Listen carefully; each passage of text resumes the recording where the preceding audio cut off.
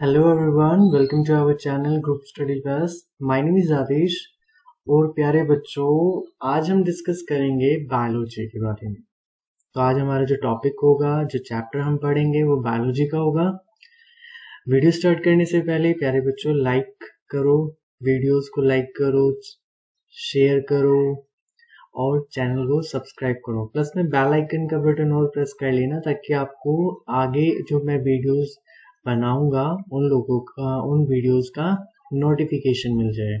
ठीक है, तो प्यारे बच्चों ज्यादा से ज्यादा वीडियो को शेयर करना। ठीक है, अगर आप चाहते हो कंटेंट आपको समझ में आ रहा है, अच्छे से आ रहा है, आप औरों को भी शेयर करो ताकि वो लोग भी पढ़ सकें। तो बेटा आज हम जो डिस्कस करने वाले हैं वो बायोलॉजी का चैप्टर पढ़ेंगे। आज हम देखो थोड़ा सा एक ओवरव्यू देता हूँ मैं आप लोगों को जो आप स्टडी कर रहे हो। 10th स्टैंडर्ड के अंदर जो साइंस है हमारी, वो मैंने आपको बताई थी 3 पार्ट्स में डिवाइड होती है। उसमें से एक पार्ट निकल के आता है बायोलॉजी।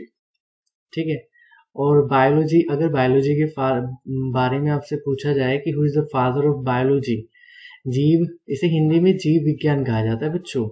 इसे हिंदी में जीव विज्ञान कहा जाता है। और कभी कभी आपसे कोई पूछ ले कि who is the father of biology, तो आप क्या कहेंगे? तो बेटा ये है अरस्तु। हिंदी में कहा जाता है अरस्तु। ठीक है, और इंग्लिश में कुछ इस तरीके से इनका नाम लिखा जाता है।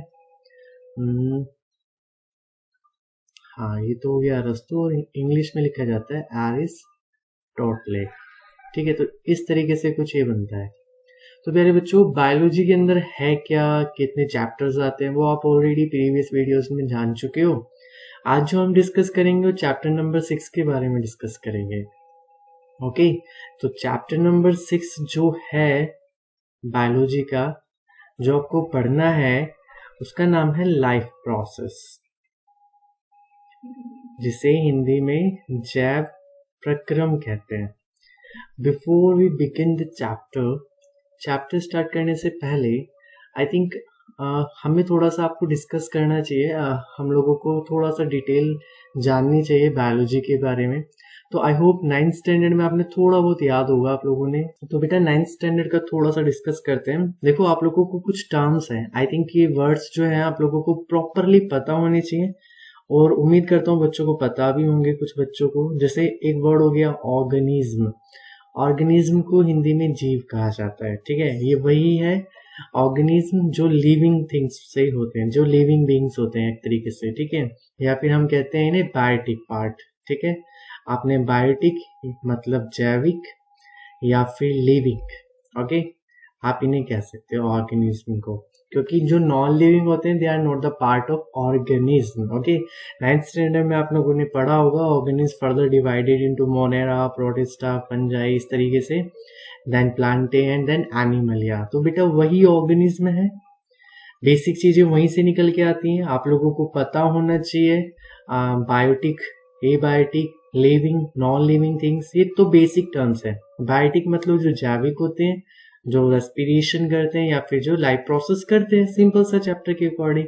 और लिविंग भी वही होते हैं जो लिविंग यानी कि जो सर्वाइव कर रहे हैं, खाना खा रहे हैं, डाइजेस्ट कर रहे हैं, ये सभी प्रोसेस जो परफॉर्म करते हैं।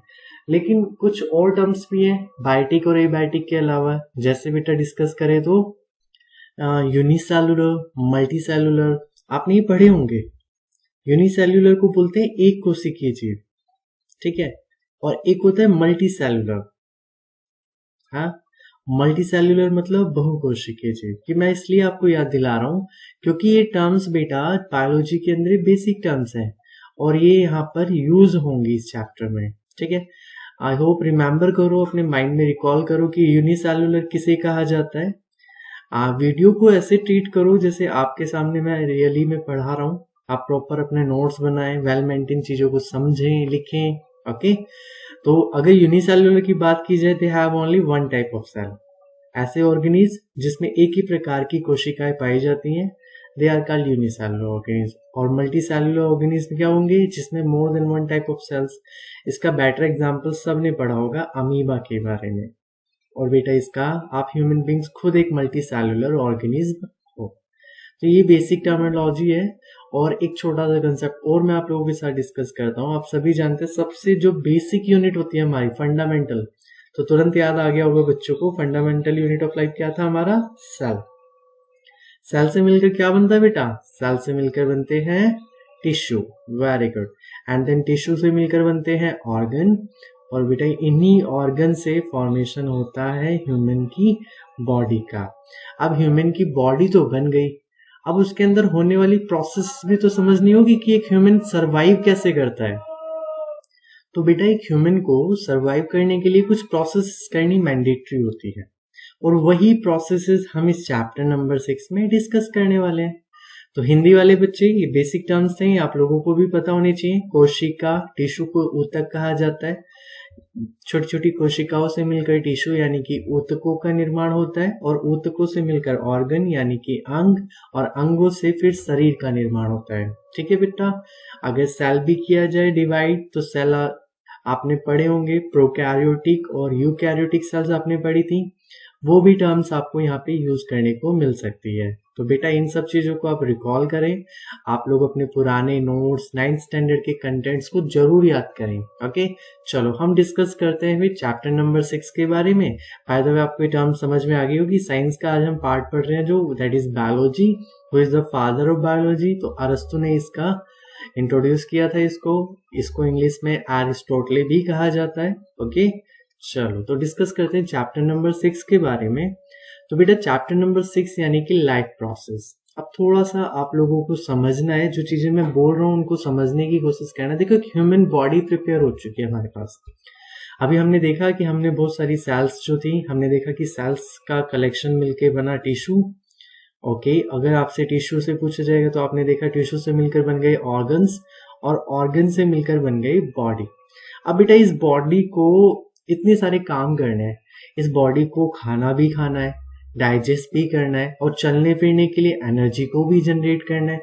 फिर उस एनर्जी को यूटिलाइज भी करना है। यूटिलाइज करने के बाद बॉडी से वेस्ट को भी निकालना है। बहुत सारे काम करने होते हैं।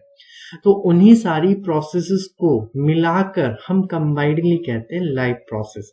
और ये सारी लाइफ प्रोसेस एक ह्यूमन की रिक्वायरमेंट मैंडेटरी होती है। रिक्वायरमेंट मतलब एक तरीके से ह्यूमन के लिए इंपॉर्टेंट पार्ट होता है। ओके, अगर ह्यूमन ये प्रोसेस नहीं कर पा रहा है तो may be they can affected their life, वो अपनी लाइफ में अफेक्टेड हो रहा है। ओके, तो टर्म्स के अकॉर्डिंग डिफाइन करते हैं। अगर आपसे पूछा जाए व्हाट इज लाइफ प्रोसेस, तो बेटा आप लिखोगे क्या? You have to discuss here, just read out. लिखा हुआ है all the processes. Okay, Hindi में बड़ी अच्छी सी डेफिनेशन लिखी है, और इंग्लिश में भी लिखा जा सकता है। बहुत अच्छी लाइन है, और आपके एनसीईआरटी से फॉलो किया जा रहा है कंटेंट। तो वे सभी प्रक्रम जो संयुक्त रूप से मिलकर अनुरक्षण, ये वर्ड है ना अनुरक्षण, इसको इंग्लिश में मेंटेनेंस कहते हैं।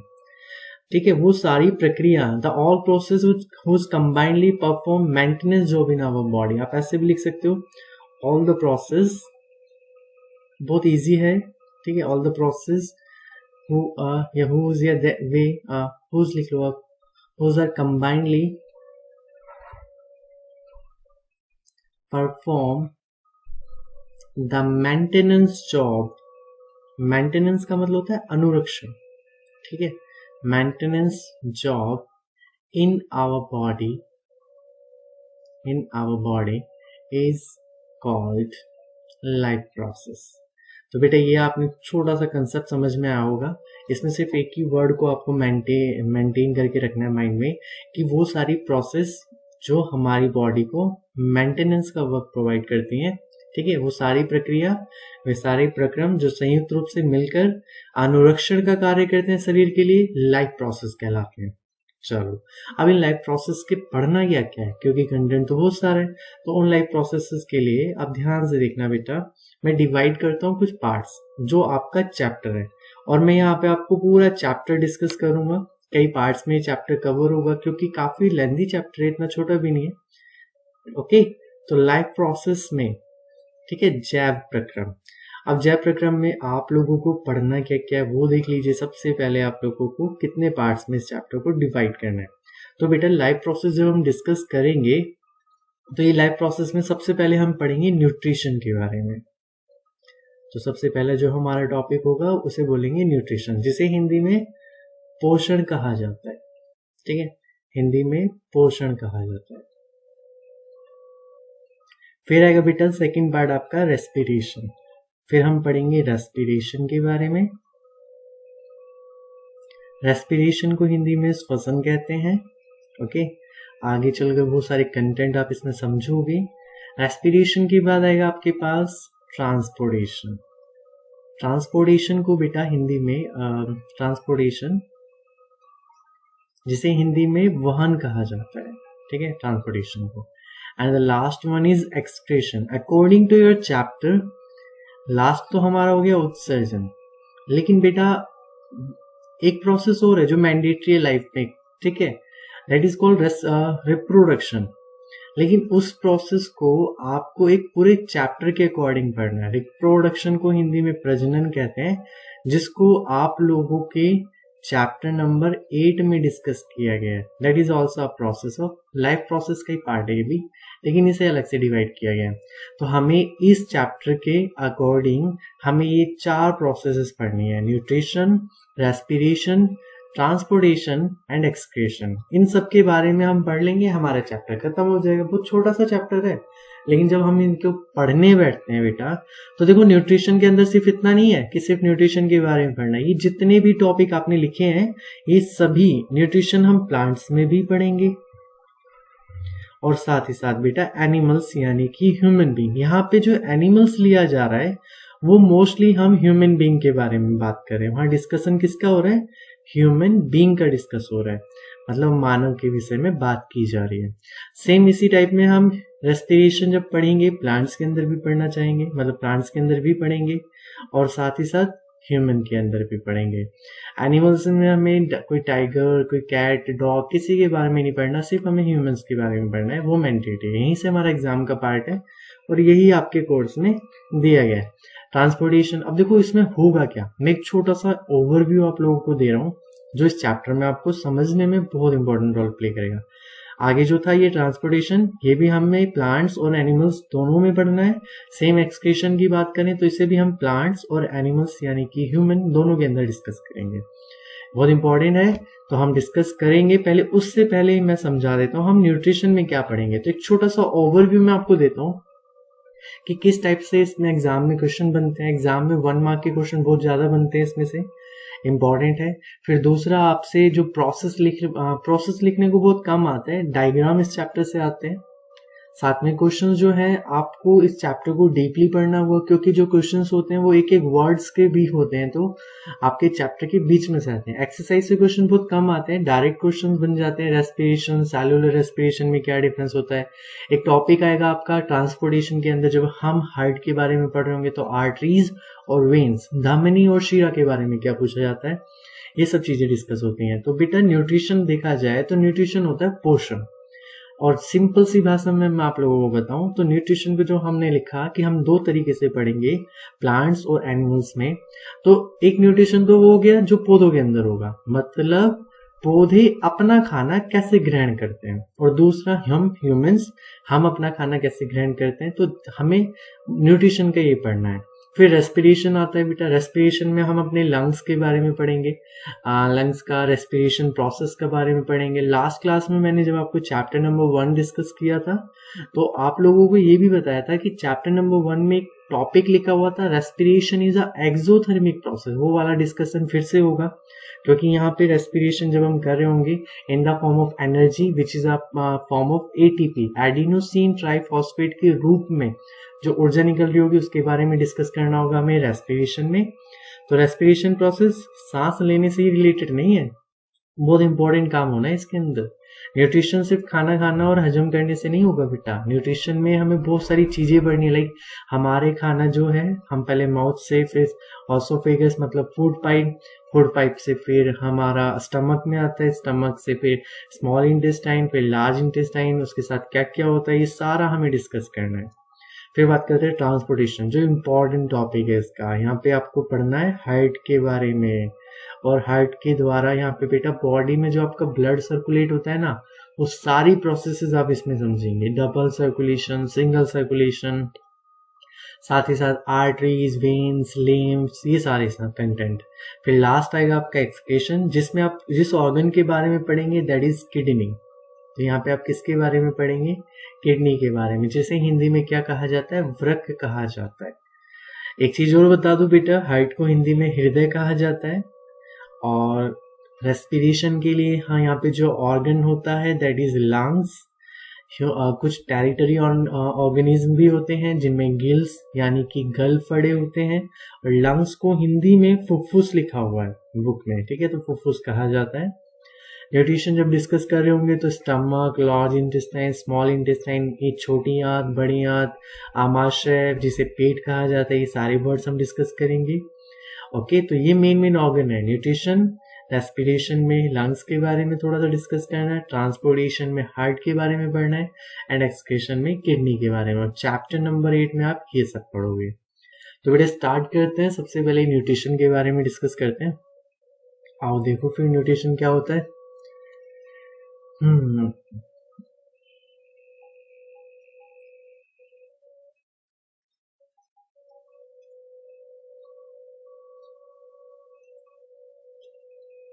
बेटा न्यूट्रिशन की अगर एक छोटी सी डेफिनेशन लिखनी चाहें तो वो ये बन जाएगी आपकी एक वर्ड में डेफिनेशन, द प्रोसेस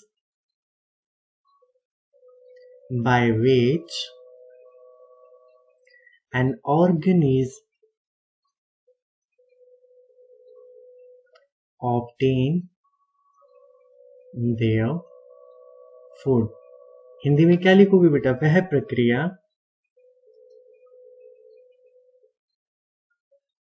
वह प्रक्रिया जिसके द्वारा कोई जीव अपना भोजन ग्रहण करता है। ठीक है बेटा, तो ये प्रोसेस तो आपको समझ में आ गई कि न्यूट्रिशन क्या होता है। एक ऐसी प्रोसेस है, एक ऐसी प्रक्रिया है जिसके द्वारा कोई ऑर्गेनिज्म अपना जो फूड है ऑब्टेन करता है, ठीक है, भोजन ग्रहण करता है। अब न्यूट्रिशन हम फर्दर दो पार्ट्स में पढ़ेंगे। हम पढ़ेंगे प्लांट्स के अंदर भी कैसे होता है, और फिर पढ़ेंगे हम एनिमल्स के अंदर। तो बेटा कैटेगरीज में होगा, एनिमल्स के अंदर बाद में पढ़ेंगे। इसमें थोड़ा सा और मैं आपको एक चार्ट बनाता हूँ, ठीक है। प्लांट्स यानी कि पौधों के बारे में बात हो रही है, हिंदी में पादप भी कहा जाता है। ओके, जब हम प्लांट्स के बारे में डिस्कस कर रहे होंगे तो हम पढ़ेंगे दो टाइप का मोड ऑफ न्यूट्रिशन। कौन कौन सा होता है, एक होता है ऑटोट्रोपिक और एक होता है हेटरोट्रोपिक। ओके, ऑटोट्रोपिक और बेटा एक होता है हेटरोट्रोपिक। ओके, और जब हम बेटा इसमें आगे डिस्कस करेंगे और भी पार्ट्स बनते हैं, ठीक है। जैसे मैं आपको बताता हूँ, पहले हिंदी में लिख देता हूँ। ऑटोट्रोपिक को बोलते हैं स्वपोषी, और बेटा हिंदी हेटरोट्रोपिक को बोलते हैं विषमपोषी। ओके, तो ये होता है विषमपोषी। देखो ऑटोट्रोपिक और हेटरोट्रोपिक फर्दर डिवाइडेड होते हैं। ऑटोट्रोपिक में तो हमें सिर्फ इसके बारे में पढ़ना है, और हेटरोट्रोपिक जो लिखा होता है बेटा उसमें आप लोगों को तीन पार्ट और डिस्कस किए जाते हैं। एक होता है हमारा होलोजोइक, जिसे हिंदी में प्राणी समपोषण कहा जाता है। ऐसे ऑर्गेनिज्म जो अपना भोजन ग्रहण करते हैं, प्रॉपरली पहले इनटेक करते हैं। बताऊंगा मैं आप लोगों को आगे। होलोजोइक के बाद एक पढ़ेंगे आप पैरासाइट्स, या फिर जिन्हें सैप्रोफाइट भी कहा जाता है। नहीं, सैप्रोफाइट तो अलग होते हैं। एक हो गया पैरासाइट्स, जिन्हें हिंदी में परजीवी कहा जाता है। पैरासाइट्स को परजीवी, और द थर्ड कैटेगरी इज, तीसरी कैटेगरी होगी आपकी सैप्रोफाइट, जो वे होते हैं मृतजीवी, जिन्हें मृतजीवी कहा जाता है। ओके, फंगाई वगैरह इसके बेटर एग्जाम्पल है। तो हमें ये सब चीजें डिस्कस करनी है न्यूट्रिशन के अंदर। तो देखो आपने क्या देखा, आपने देखा न्यूट्रिशन। और न्यूट्रिशन क्या होती है, न्यूट्रिशन एक प्रोसेस होती है जिसमें आपका कोई भी, आप नहीं सिर्फ कोई भी ऑर्गेनिज्म अपना फूड ऑब्टेन करता है, वो प्रोसेस हमारी न्यूट्रिशन कहलाती है। ठीक है, न्यूट्रिशन हम किस में पढ़ेंगे, प्लांट्स के अंदर पढ़ेंगे, एनिमल्स के अंदर पढ़ेंगे। एनिमल्स के अंदर यानी कि जंतुओं के अंदर, मतलब मनुष्य के अंदर तो बाद में डिस्कस होगा, पहले हम पढ़ेंगे प्लांट्स के अंदर। तो प्लांट्स के अंदर सबसे पहली कैटेगरी जो आती है बेटा, वो आती है ऑटोट्रॉपिक न्यूट्रिशन। तो सबसे पहले हम डिस्कस करते हैं ऑटोट्रॉपिक मोड ऑफ न्यूट्रिशन, फिर हम पढ़ेंगे हेटरोट्रॉपिक। मैं एक डिफरेंस के थ्रू आपको दोनों की कंसेप्ट समझाता हूँ। मैं हेडिंग डाल देते हैं यहाँ पे, हमने लिखा बेटा लाइक ऑटोट्रॉपिक। तो जैसा कि इसका नाम है, आप लोगों ने पढ़ा भी होगा ये ऑटोट्रॉपिक, और एक साइड लिख लेते हैं हम हेटरोट्रॉपिक। ठीक है, ऑटोट्रॉपिक का मतलब स्वपोषी, और बेटा हेटरोटॉपिक का मतलब विषमपोषी। ठीक है। The organism who can make their on food, define करना बहुत इजी है इसे। ठीक है, the organism who can make their on food is called autotrophic. या एक तरीके से ये भी लिख सकते हो, देखो वह ऑर्गेनिज्म जो स्वयं अपना भोजन बना सकता है, इस प्रकार का जो मोड ऑफ न्यूट्रिशन कहलाता है बच्चे, कॉल्ड ऑटोट्रॉपिक, वो आपका ऑटोट्रॉपिक कहलाता है। ठीक है, एग्जाम्पल्स में हम उन ऑर्गेनिज्म का एग्जाम्पल लिख लेते हैं, लाइक प्लांट्स हमने लिखा। ठीक है, प्लांट्स यानी कि पौधे। ओके, जैसे हिंदी में अगर लिखोगे तो आप ये लिख सकते हो बेटा, वे जीव जो अपना भोजन स्वयं बना सकते हैं, वो स्वपोषी पोषण के माध्यम से भोजन ग्रहण करते हैं। ठीक है, इस तरीके से आप बेटरली समझा सकते हो। तो वे जीव जो अपना भोजन स्वयं बना सकते हैं। आपको ये मत सोचना कि आप अपना भोजन खुद बनाते हो, आप अपना भोजन नहीं बनाते, आप खाने के लिए डिपेंडेंट हो। जैसे मैंने एक छोटा सा एग्जांपल ले लेना है, मैंने बोला कि भाई आप खाना में आप रोटी खाते हो, गेहूं खाते हो, गेहूं कहाँ से आते हैं, प्लांट से आते हैं। आप सब्जी खाते हो तो वो भी कहाँ से मिलता है, प्लांट से मिलता है। तो आप अपना भोजन खुद नहीं बना रहे हो, बस पका रहे हो उसे। तो ऑब्टेन कहाँ से कर रहे हो, अदर सोर्सेज से। इसीलिए हम ह्यूमन बींग्स भी किस में आते हैं, हेटरोट्रॉपिक मोड ऑफ न्यूट्रिशन में आते हैं। ठीक है, तो वे जीव जो अपना भोजन स्वयं बनाते हैं, स्वयं बना सकते हैं। ठीक है, स्वपोषी कहलाते हैं। एग्जाम्पल लिख लेंगे बेटा। और अगर हम इसके बारे में बात करें हेटरोट्रॉपिक मोड ऑफ न्यूट्रिशन, तो हमारा हेटरोट्रॉपिक में क्या होगा, सिर्फ डिफरेंस ये हो जाएगा कि the organism who is dependent on others for their food. ठीक है, the organism who is dependent on others for their food। Like example में क्या लिख सकते हो आप, ह्यूमन बींग्स लिख सकते हो, एनिमल्स लिख सकते हो, मानव लिख सकते हो। ओके, हिंदी में क्या बन जाएगा बेटा, वे जीव जो भोजन के लिए अन्य पर निर्भर रहते हैं। वे जीव जो भोजन के लिए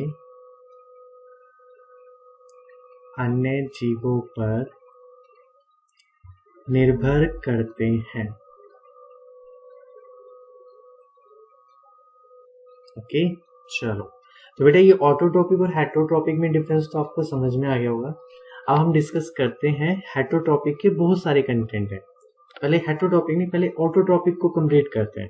ओके, चलो तो डिस्कस करते हैं बेटा। तो बेटा मैंने अभी बताया ऑटोट्रॉपिक न्यूट्रिशन के अंदर प्लांट्स अपना भोजन खुद बनाते हैं। ओके, तो ऑटोट्रॉपिक न्यूट्रिशन के अंदर जो प्लांट्स अपना भोजन बनाते हैं वो किसी ना किसी प्रोसेस को तो यूज करते होंगे। तो उस प्रोसेस का नाम क्या होगा, उसको बोलते हैं फोटोसिंथेसिस। तो plants can make their own food. तो फोटोसिंथेसिस के अंदर हिंदी में क्या कहा जाता है, फोटोसिंथेसिस को, फोटोसिंथेसिस को कहा जाता है प्रकाश संश्लेषण। और उम्मीद है ये आप लोगों ने 8th स्टैंडर्ड में पढ़ी होगी। 9th स्टैंडर्ड तो बहुत बात की बात है, 8th स्टैंडर्ड में ही बच्चों को पढ़ा दी जाती है कि व्हाट इज फोटोसिंथेसिस। तो बेटा फोटोसिंथेसिस को अगर रफली डिफाइन किया जाए तो क्या लिखते हैं फोटोसिंथेसिस के अंदर, हम लिखते हैं the process in which all green plants, सभी हरे पौधे, है ना। थोड़ा सा समझना, जो चीजें पूछी जाती है मैं वो डिस्कस करूंगा इस प्रोसेस के अंदर। The process in which all green plants can make their own food, can make their own food in the presence of sunlight। ये आपने पढ़ा होगा, ठीक है, in the presence of sunlight। ठीक है, वह प्रक्रिया जिसमें क्या सभी हरे पौधे बना लेते हैं खाना? नहीं, वह प्रक्रिया जिसमें सभी हरे पौधे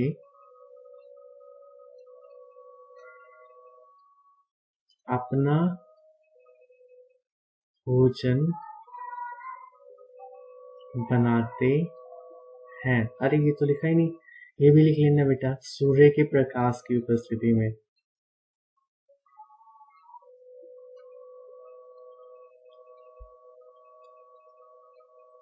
चलो, तो फोटोसिंथेसिस तो ये हुआ, लेकिन फोटोसिंथेसिस प्रोसेस को परफॉर्म करने के लिए कुछ ना कुछ रॉ मटेरियल्स मतलब कच्ची सामग्री की आवश्यकता भी तो होती है।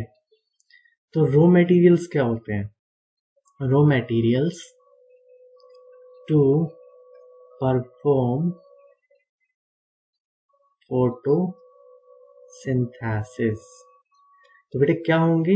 हिंदी वाले लिख सकते हैं बेटा, कच्ची सामग्री, प्रकाश संश्लेषण की प्रक्रिया को कंप्लीट करने के लिए जो हमारे पास कच्ची सामग्री होती है, रॉ मटेरियल्स होते हैं, उनके बारे में बात करें तो क्या क्या होती है? सबसे पहले देखो, एनवायरनमेंट से क्या लिया जाता है? कार्बन डाइऑक्साइड, है ना।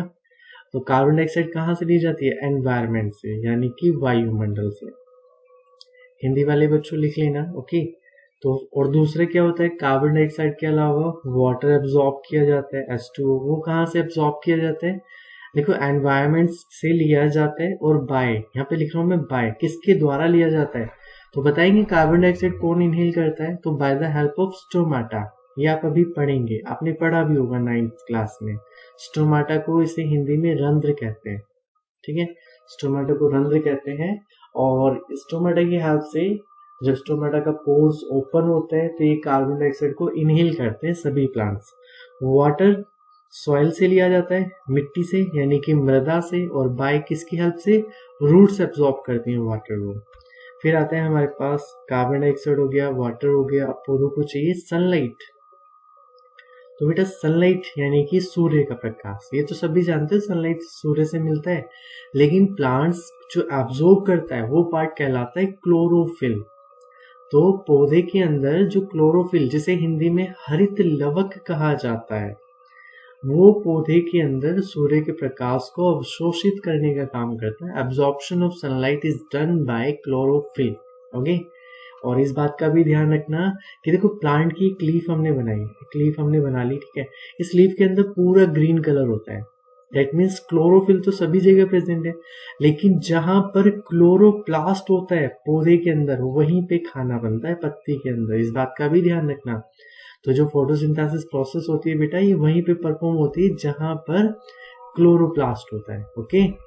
क्योंकि क्लोरोफिल तो पूरी लीफ में होता है, पूरे प्लांट में ही होता है, ठीक है। तो chloroplast is the main part, okay. तो ग्रीन तो क्लियर हो गया होगा, ठीक है। कार्बन डाइऑक्साइड समझ में आ गया, वाटर समझ में आ गया, सनलाइट मिलती है सन से, सूर्य के प्रकाश को सूर्य से अवशोषित किया जाता है, कौन करता है? क्लोरोफिल। एक पार्ट और लिख लेते हैं, ये भी कभी कभी पूछ भी लिया जाता है। वैसे मिनरल्स आप जानते होंगे, पौधों को कुछ खनिज की आवश्यकता भी होती है, और वो खनिज वो कहाँ से लेते हैं? वो रूट्स एब्जॉर्ब करती हैं बाय सॉइल, यानी कि मृदा से वो लिया जाता है, क्लियर। तो इस तरीके से आपने देखा फोटोसिंथेसिस एक प्रोसेस होती है जिसमें all green plants can make their own food. एक और कंसेप्ट है, देखो, अमर बेल, मैं यहां लिख देता हूं, अमर बेल। अमर बेल ग्रीन होती है, लेकिन अल्दो इसके बावजूद भी वो अपना भोजन खुद नहीं बनाती, जिस पेड़ पर वो लिपट जाती है उसी से अपना भोजन एब्जॉर्ब करती है, लाइक एक पैरासाइट की तरह, परजीवी की तरह, ठीक है। तो ये ग्रीन होने के बावजूद भी अपना भोजन नहीं बनाती है, दैट मीन्स ये ऐसा नहीं है, ये परफॉर्म कर सकती है फोटोसिंथेसिस, पर नहीं करती है। ये इसका जो प्रोसेस है वो absorption of food by the other plants, okay. चलो, तो ये भी बता दिया मैंने आप लोगों को। अब हमें रॉ मटेरियल्स पता चल गए, तो हम प्रोसेस करते हैं फोटोसिंथेसिस की। ये एग्जाम में लिखने को भी आती है, ओके। चलो, तो ध्यान से देखना बेटा। तो देखो बेटा, मैंने एक डेफिनेशन लिखी है, इसे थोड़ा सा टैली कर लेते हैं। फोटोसिंथेसिस की डेफिनेशन है जो मैंने आपको अभी पढ़ाया, आप इसे नोट डाउन भी कर सकते हो, ठीक है। Autotrophic nutrition is fulfilled by the process by which autotrophs take, क्या करते हैं वो? कार्बन डाइऑक्साइड लेते हैं, और क्या लेते हैं? वाटर लेते हैं, and convert these into carbohydrates, okay, in the presence of chlorophyll. Sunlight is called photosynthesis. यहाँ पे लिखा गया है वह सभी जीव ऑटोट्रॉपिक न्यूट्रिशन यानी कि स्वपोषी पोषण जो होता है वो ऑटोट्रॉप्स के द्वारा स्वपोषी जीवों के द्वारा परफॉर्म किया जाता है, जिसमें वो क्या करते हैं हम लिख लेते हैं, वो कार्बन डाइऑक्साइड लेते हैं और वाटर लेते हैं। ठीक है, कार्बन डाइऑक्साइड और वाटर लेते हैं in the presence of chlorophyll. यहाँ पे मैंने लिख लिया क्लोरोफिल, साथ में ये भी लिखा है सनलाइट, तो इसको कैसे लिखेंगे, इसको ऊपर लिख देते हैं, यहाँ पे सनलाइट लिख देते हैं।